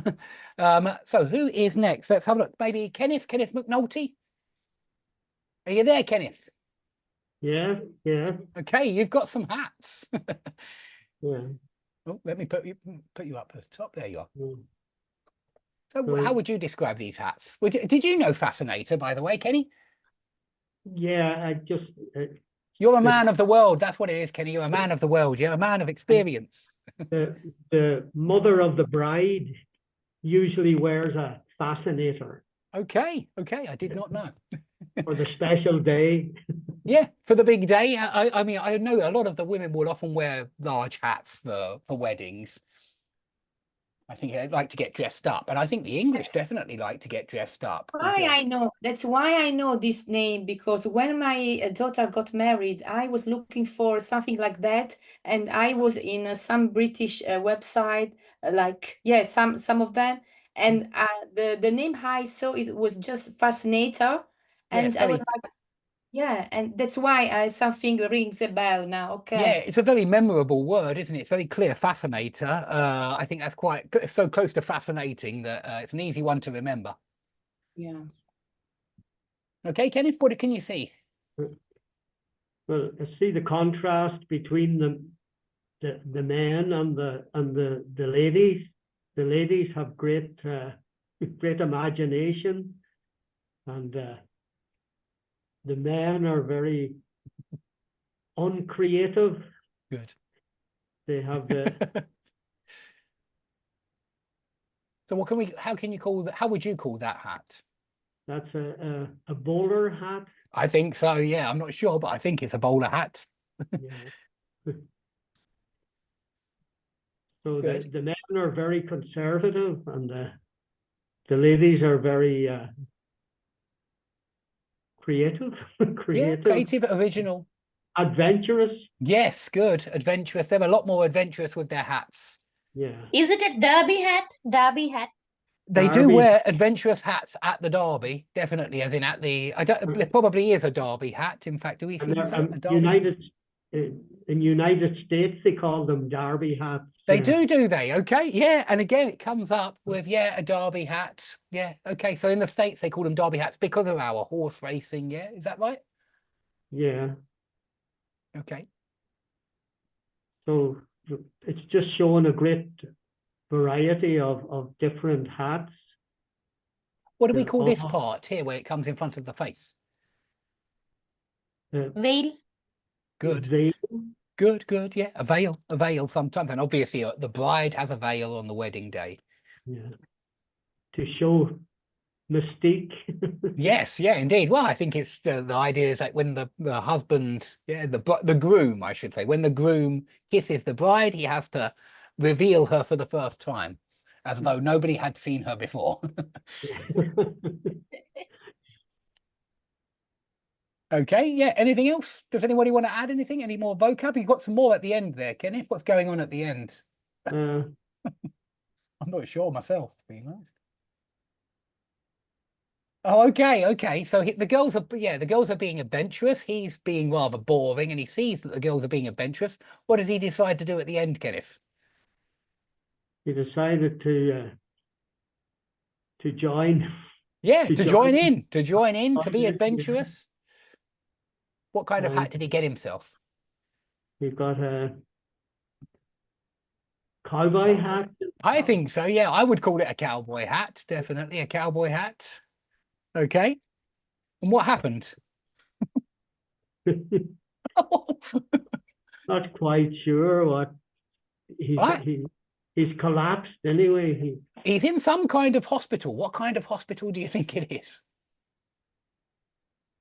The fact It's that a madhouse. He's tied up to the he's in the madhouse. He is. He's in the mental hospital. Asylum. Mental asylum. Good. Mental asylum. Oh, mental right, hospital. you can see the nurse. Yeah. So Yeah, the nurse is there with the syringe. She's got the syringe ready. So he paid a heavy price for his adventure spirit.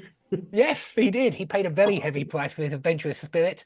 I suppose his wife called the. I think the society is very conservative with men's head fashions. Yeah, because exactly. as soon as he changes that they think that he has gone crazy.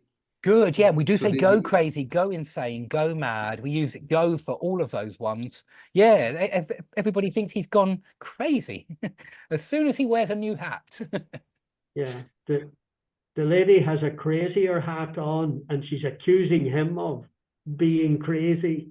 Absolutely, absolutely. I think this is the irony. He looks so pleased with himself there at the end as well when he's got his new hat. You know, he looks so proud of himself for getting I some new think it's, clothes. it's just all about his imagination, because it's not true that it just sees all these hats, strange hat actually, but it's not real. That's why he's brought to hospital. That's why he has been brought to hospital. Yeah. Has been brought to hospital. Yeah, because maybe it's just in his mind. All this variety of hats. Okay, yeah, they do look like strange hats. So you think he just imagined the whole thing and he should be sent to hospital? Yeah, he's definitely gone crazy. Yeah, because I wonder why in the end he's when he's crazy, he's a crazy now. Why?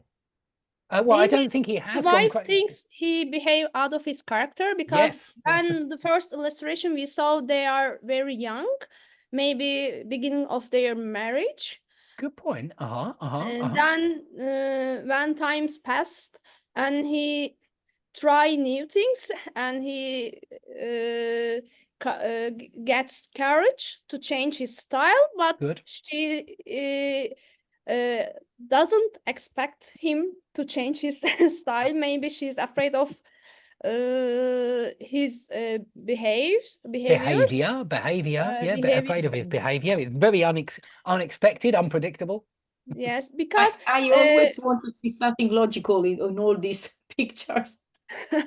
Yeah, oh, definitely. I think it's part of the fun working out what he's trying to say. If you behave out of your character, maybe you have dementia or a frontal tumor.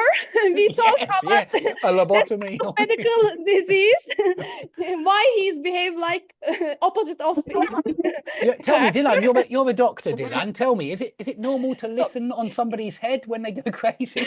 It's old-fashioned equipment. We don't listen. You don't have one of these, no? You don't have one. We have MRI and CTs to screening the brain function and MRI. Yeah, you've got the MRI details scanners. about- Good.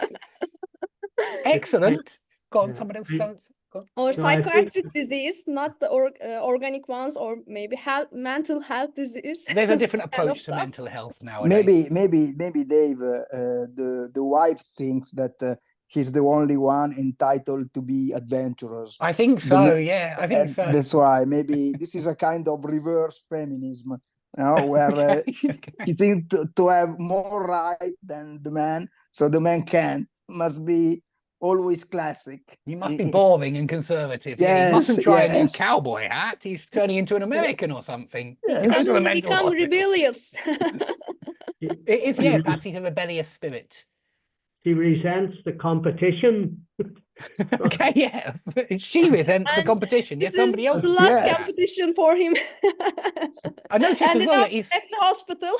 he's locked to the bed, and so it's really Yeah. serious. They're definitely afraid. You know, I suppose that's for his own safety. A little bit like you get put in a He sometimes straitjacket. use that approach when the patient has delirium states. Okay, yeah, when they're delirious, when they are delirious, you can use that adjective if you want. When the patient is delirious or And hysterical. sometimes they can hurt themselves. Yeah. So we make sure them. So you're always locking them down in the bed, yeah. Mostly old patients. Sometimes they pull out their drains and the other stuff, and they hurt themselves without realizing. Uh-huh. So sometimes we use that approach. I understand. Yeah, sometimes they do need to be, what's the word for it, Kenneth? They Tied do up. need to be restrained. Restrained, yeah. Yes, sometimes they do need to Sometimes be we have to restrained. tie up them to their beds. Okay, I see. I didn't realize so many people needed to be restrained in hospitals. So But I no suppose in a cuddles. mental hospital, No cuddles for them, right? just covers. Yeah, they just tuck them in very tightly. Yeah. I was wondering, when you were you padding someone? When you pat somebody. You pamper Oh, someone. pamper. Uh-huh. Yeah, so in this case, this man is not pampered at all because Certainly not pampered. No. no. And the other term to define pampers is cuddle, right? I think cuddle is a little bit different. Cuddle is like hug, cuddle. Pamper is more like spoil. I mean, spoil is very negative connotation, but I think pamper sometimes has a negative connotation, but not usually. Usually pamper is quite positive. Pamper is where you have lots of luxury given to you. People look after you. You're being pampered. Somebody pampers you. If you pamper your dog, you know, you groom it every day, you brush its hair, perhaps you give it a wash as well and things like that. It lives in the lap of luxury. But if you are spoilt, then you're a little brat and you're given all that you want and you just scream and cry and your parents give you it. In this case, for example, this man, instead of being shot with this jot, how do you say this syringe jot? We say injected then, injected with a syringe. Instead of injecting him, I prefer to see that he's loved and pampered. Certainly you can say pampered there. Yeah, loved and pampered, looked after. Ah, okay. Yeah, if So you pamper somebody, you can be give them. can be used even for adults, not only for children. You could, yeah. I mean, for example, if maybe you know, your partner wants to pamper you, wants to give you lots and lots of presents. Maybe it's your birthday and he gives you a trip to to get a manicure, a facial. That would certainly be pampering you. He gives you, you know, I don't know, a ticket to the sauna as well, so that you can have a really relaxing, nice day and, you know, have everything you want. Special treatment, exactly. Special treatment is when somebody pampers you. They give you special treatment. Thank you. Like Valentine's days or birthdays for special days, or daily use. Yeah, usually it is on special days. Certainly, when people pamper you. I mean, there's normally a good reason, and so yeah, it's special. It is special treatment, certainly. Okay, let's go on to now Sonali. I see Sonali here. Can you hear us, Sonali? Okay, if you can't, we're going to go on to Mikita. Can you hear us, Mikita? Hi, everyone. Hi, Hello, Dave. Mikita. Hello. How are you doing? You good? I'm okay. I'm okay. Excellent. The What would you like weather, the weather is unstable, unfortunately. I would say Today, changeable rather than unstable. I would say changeable for weather rather than changeable. unstable. Yeah, it just meaning it could change at any moment. Changeable, yeah. Today is a sunny day. Yesterday it was raining a lot. The day before yesterday was the sky was full of clouds, and it was very windy. So not much you can do, really. I know what you mean. It's the same here. It's the same here. Very changeable. Sunny one moment, showers the next. Exactly. Yeah, I think Finland's weather is very, very similar to the one that the UK has. What, UK climate? Not UK sure. climate. They are similar. They are similar. I imagine in the north, up in Scotland, it's a little bit probably closer to Finland. I'm in the southeast, so I think of England as the southeast. I don't think about the rest of the country, but I think of England as my town, and so I think this town, it's mild. The word is the word I would use. It never gets very hot. It never gets very cold. It's in the middle most of the time. A lot of rain, but actually this is the driest part of England, of the UK, I should say. This is the driest part. Shoebury is the driest place I've heard in England, and that's not far from here.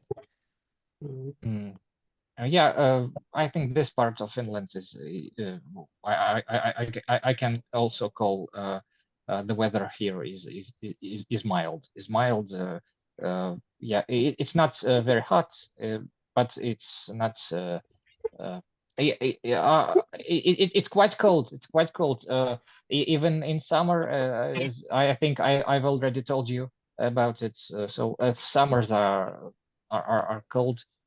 Colder than they are in Ukraine, and yes, I'm not really used to such such weather. I can imagine that in in Ukraine, although you were on the sea, weren't you? You were on Mariupol, so it's quite close to the sea. Imagine you got a lot of sea air coming in there, yeah. Yes, it's true. It's true, but summers sometimes the temperature peaked at 40 degrees. Wow, yeah. It's really quite far south. Yeah, indeed. It's really quite far south. Yeah, and yeah, as a southerner, yeah, I'm more comfortable with hot temperatures than yes, than the weather that I experience here in the north. Sure. Yeah, I understand. You're used to the southern temperatures, so hotter climates. Yeah, exactly. Yeah, okay, but I think I will get used to it over time, maybe. Of course. I think you get used to anything, don't you, really, with weather? You just have to. I have to.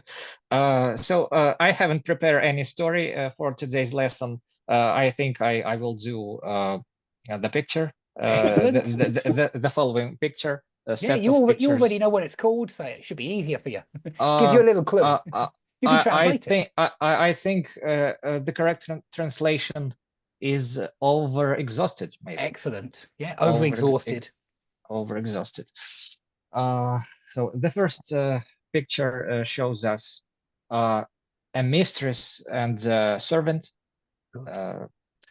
A lady is in her bed, and she has her servant carry I think it's breakfast. Good, yeah, breakfast in bed. Very nice. Yeah, and remember that we do normally see in bed together like that. We don't even usually put a my or a your or a her. It's correct still, in her bed. It is correct, but I just want to warn you that usually I think of that as a set prepositional phrase, and it's another really good example of how in prepositional phrases there's no article very, very often. Not always, not always, but with lots of them, you just say in danger, on purpose, by accident, and the noun becomes uncountable. There's no article there. Because usually it would be a bed for an object, but we do just say in bed and in bed. in bed. Initially, I thought it would be correct to use in bed, and it is correct, but I don't know. Both are correct. There's nothing wrong with in her bed. That's also correct. It is, but it's very, very common for us to just say she's in bed. Yeah, because I mean, she's not usually in somebody else's bed. You know, most of the time when you're in bed, you're in your bed. It's very rare that you're in somebody else's. And so, yeah, we just use in bed to mean in that place, which is, you know, yours. And it's more descriptive of a state than, you know, it becomes less like a noun, I think, when you say in bed. Or on board for on board a ship. Yeah, you don't say on a board or on the board. You just say he's on board or he's gone overboard. Okay, so she's in bed and she's demanding breakfast in bed. She's demanding breakfast in bed, and her servant, a young lady, is carrying. I don't know what is this thing called in English. Unfortunately, it's. We had it already. Tray. Excellent. A tray. Tray. She's bringing in a tray, yeah, with all of the tea and breakfast and biscuits, breakfast, eggs, yes, sausages. And something is hot, and we can see. Is it a smoke or just a flavor or? Yeah, I'm not sure. So the second picture, we see the same lady, the same mistress. She wants her servant to mop the floors. The servant holds a bucket and a mop in her hands. And the third picture so shows us the process of mopping. The servant is mopping the floor, and her so master is for men. Yeah, Her mistress is waiting, putting her sits on a chair, putting her arms together. I would say her arms crossed, her legs crossed. Yeah, her arms were crossed, her legs were crossed. Her arms crossed and her legs crossed. So if you're doing it in present. Good. This is the fourth picture shows the mistress pointing at it's a fireplace. No, this one is slightly different. Does anyone know it? Is it a letterbox? Not a letterbox. It's not Chimney. a letterbox. It's not a chimney, really. Not really. Chimney is at the top of the house. It's where. But there is a stove. I would say a stove for this. A stove is for heating and cooking at the same time is a stove. And certainly in an old house where it would be a large brick stove, you would have. I think that is a stove anyway. But it's for cooking and for heating. A stove. The stove okay. The stove is covered with filth or dirt. It's covered, covered in, I would say, covered in dirt, covered in dirt. And she the mistress points at the stove, saying to her servant that it has to be cleaned. Cleaned up. You can just say telling her servant to clean it. Telling her servant to clean it. With telling, we normally use 2+ infinitive to explain an order, an instruction. So telling her servant to clean it. To clean it. Maybe. Can we say give an order? She's giving orders. Yes, she's giving orders, certainly. Yeah, she's giving orders. Yeah. Instructing? Giving orders, She- instructions. she's giving orders to clean the stove, and she is busy. The servant is busy rubbing or the stove, Wiping, I would normally say here for wiping for the window. and Yeah. Do you mean yeah, the window? yeah, Yeah. and we can see she is oh I she's definition of dirty. Action of She's dirty. She's filthy. cleaning the rug. Can I Or- ask one question, please? Yeah. What's difference between telling her or asking her? Telling her servant to clean it, asking her servant to clean it. Is there any difference? Very, very, very little. Very, very little. They Very are little. basically the Both same. are same. Basically the that's same. fine. I mean, when you tell sounds more like a demand, ask sounds more like a request, and so that's the only Okay. difference. Oh, that is the main difference. Thank you. Can I ask a question? How can we define the action, the cleaning the rug or the other? You could say carpet? batting the rug. I would probably say batting or hitting the rug. Yeah, batting, hitting is fine as well. Hitting the rug, hitting the carpet. But it looks like a rug, actually. It does. So the next order for the servant is to take a carpet and to hit it with the rug. Yeah, hit it with a rug beater. Beat it with a rug beater. With the rug beater outside, and then so she does she's doing it as well, and the next instruction, the next order, demand, instruction, demand. order, demand is to wipe the windows. Good. With the windows, clean the windows, and she's also cooking. Cooking, I don't know, dinner, or okay, she's cooking. Good. Because again, her mistress is telling her to do so. Good. And the last two pictures the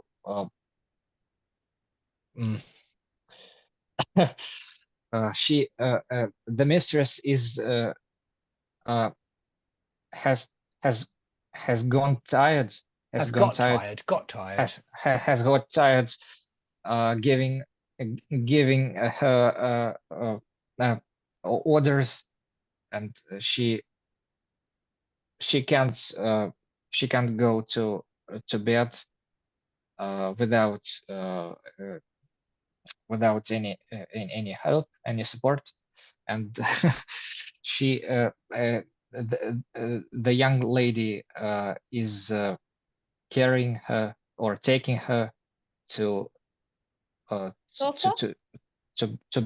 Yeah, Sofa, to bed. sofa, To bed yes. is good. To bed, as in, you don't put an article in there, just like in bed, to bed, just like go home as well. There's no prepositional article. To bed, and she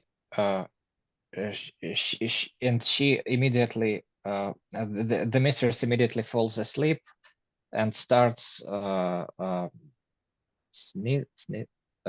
Snoring. Yeah. Snoring. Excellent. Yeah, and she starts snoring at the end. Absolutely. Okay, excellent. Let's move on to Lefteris, because we've got a couple more people, Lefteris and Maria. So Lefteris, can you hear me? Hi. Hello. Yes. Hello in Greece. Hi, Dave. Hello. So how are you doing? You good today? Yes, I'm fine. We have a very hot weather. Excellent. What kind of temperature?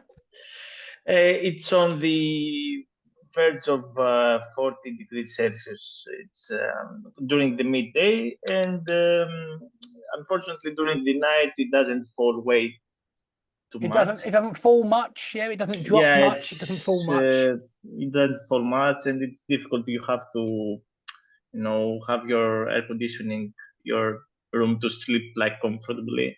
So you have air conditioning on all night, yeah? Or what's the other more subtle way? Not air condition, but window. Yeah, maybe, but Fan, too much. fan. The fan, yes, the fan is also an option. It's also an Because- option. Yeah, it's quite noisy, isn't it? A fan, there you go. It's normally It's preferable than to relieve some of the heat effects. yeah. You prefer fan to air conditioning, yeah?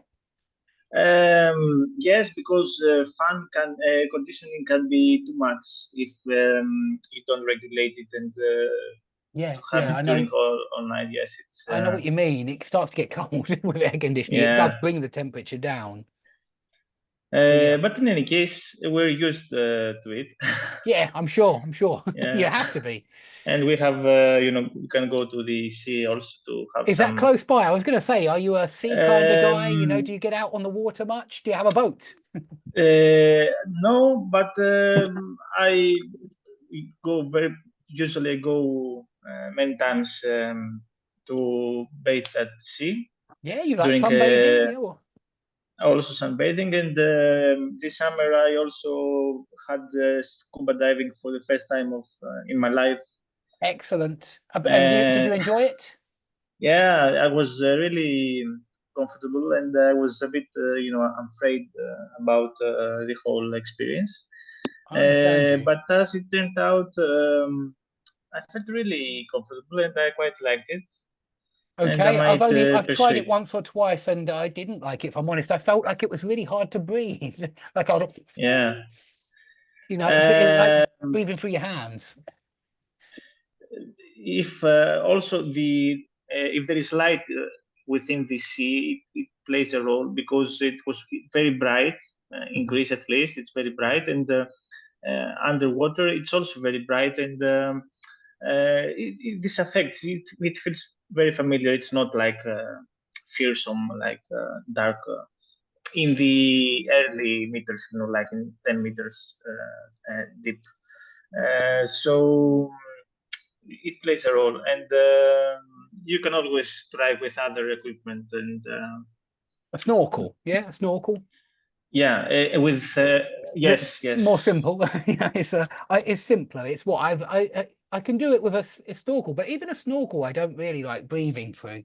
I find I panic when I go under with a snorkel. I like swimming, and I don't panic when I'm swimming. I'm quite a good swimmer, but I find scuba diving hard. I don't like using that breathing equipment, and even a snorkel, I don't really. Even a mask, I don't really like using. I like nothing and just swimming around. Yeah, okay, that's nice. There are many water sports available. There are, and I like getting out on the water. I really do. I like how relaxing paddleboarding is. I do think that's a nice, relaxing, easy sport for anybody. It's very easy for anybody to do. But there are so many different things you can do, and so many are popular here. A lot of people like the kite surfing here. I don't know that one where where it's really quite far away and you go up in the air. And one guy recently, he did a jump over our pier, and this is a big, tall pier. It's a pleasure pier we have here, and he managed to jump all the way over it. So it's very popular, those kind of sports. It's a bit extreme. It is. I agree. And yeah, it's dangerous. In fact, there was a guy who died doing it, jumping, and he landed on the land, not on the sea. And yeah, I think it's only for the more adventurous types, certainly. Okay, Nice. so what can you see in this story? So in this story, there is a waiter who seems like old school waiter in a classy restaurant. Excellent. And he's a bit fat. He seems very dexterous, like he's holding the disc he's holding multiple bottles. I would say tray still Um, for that. Yeah, he's holding a tray, tray yeah. with a bowl of soup or something like that. Good. He's very agile, as we said before. Yeah. He's very comfortable with his movements. Good. Yeah, he's not clumsy Uh, at all. He's good. Yes, but as it seems, he has to manage with a lot of impatient clients Good. who are all at the same time they all want attention, and they all want to order something or whatnot. And as it seems, the waiter, he keeps his cool, his style. Good. He keeps his cool. Is excellent. Yeah, he keeps his Yeah. cool. He doesn't get upset. He doesn't get angry. He keeps his cool. In fact, he also has the same expression and the same way of handling the things. Yeah, very stoic. Very, very stoic, and very many, probably many hours and many. He works very hard. The whole shift. His shift is very hard. Yeah, his shift is very long. It's many Very long, hours. many hours, repetitive, and but I think he manages to get it done. Good. And eventually his shift is over, and he changes back in his clothes, the everyday clothes, and then probably goes in another restaurant, and now he's in the place of the client, in the shoes of a client, and he's demanding the attention, the catering that he provided just before. Good, excellent. Yeah, there's very often a reversal of roles, isn't there? Like with the drummer and the woman and the housewife earlier, doing lots and lots in the multitasking, as somebody said. But yeah, there's a reversal of roles at the end. Okay, fantastic. I'm because sorry. Dave, because he has been putting up with all the demands of client the whole day, and in the end is taking it out. Good. Yeah, taking it out to the on waiter. Yeah, taking it out on the someone waiter. else. Good. Yeah, we would say that. That's good. That is exactly how we use take it out on. He's taking it out on someone else then. All of that frustration builds up, and then he manages to give vent to his frustration, his anger, or just vent without a preposition. Vent, frustration, anger. Yeah, those. I think this is similar to take something out on. It's when you vent your frustration on somebody else, or yeah, you give vent to your frustration on someone else. Maybe he's the boss on Discuss for a one day. Okay, maybe he's the boss for one day. Yeah, I suppose everybody likes to feel like the boss for one day. Okay, let's go on to Maria now for the last picture. Are you still there, Maria? Can you hear us? Yes. Yeah. Okay, I'm afraid this will be the last one for today. I can see my wife's in the garden building a tent, putting up a tent. Oh, she's waiting for you. Well, I Then mean, I have to be quick. I told her, no, I don't know. You don't have to be quick. I told her we need to do this with the kids because, you know, we bought the tent to go camping with the kids. Might even shout to her, wait for the children, just because I think they should put it up. They're old enough now to do it themselves, more or less. But perhaps I'll tell her in a second. I just don't like them. I don't like to spoil them too much. And I think that, well, Paulina's already 15. She's definitely old enough to put it up herself, or for us to help her anyway. Oh, how many children do you have? Two. Sorry. 2 children. Yes, okay. 2 children. One's 12, one's 15. The boy's 12, the girl's 15. But that's nice. I would like them to, be putting it up themselves. They're definitely old enough now. Yes, of course. Shall I start? Please. In first picture, 2 persons are sitting. One is boy and one is man and one is woman. One is a man, one is a woman. Yeah. Remember the Yes. and I don't know where they are sitting. I can't see. Is this graveyard? It might be. It might be. It's somewhere outside anyway with some grass. But it Yeah, might be a graveyard. it looked like, I don't know. And in the next picture, I think they are talking about something, and man is quite serious. The picture, he seems quite. He is listening attentively. He's listening carefully. Good. And in the third picture is not very clear. I don't know where the I think this is a thing sculpture, sitting by the on way. something. It's a statue. Yeah, this is a statue of some. It's a statue of two people. Oh, a statue of two people. I think Oh, so. that is. And over here in the third picture, they were sitting on something, but the thing is disappeared. There, I can't see properly. Is What it kind of weather raining? is it? I think it is raining. I think it's snowing here. Snowing. Oh, I can't see. Okay. These are the black things. I can't think this is the snow. Oh, yeah, it is snowing. And they were sitting for a long time, and they are covered with snow. Both are covered with snow. Good. And I'm trying to think, is there a difference between covered with and covered in? Or am I right to kind of correct that? Covered with snow, covered in snow?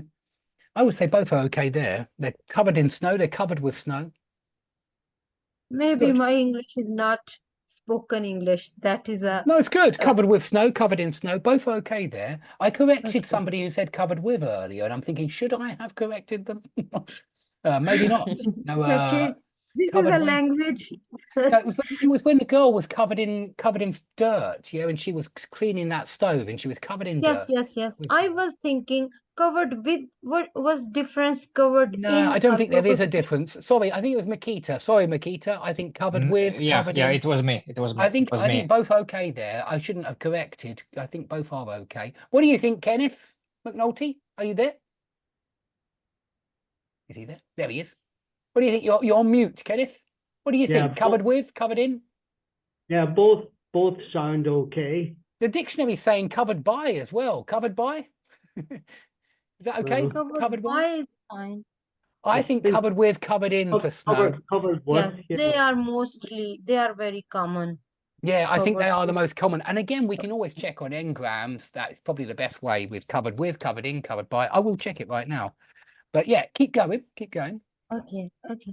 In the next picture, they are disappeared with snow. In snow, over here we can use in snow. In the snow, Yeah, they are disappeared in the snow.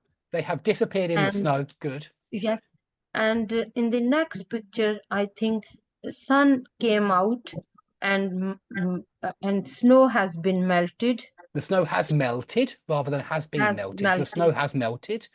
Snow has melted, and we can see again both statues clearly in the next picture.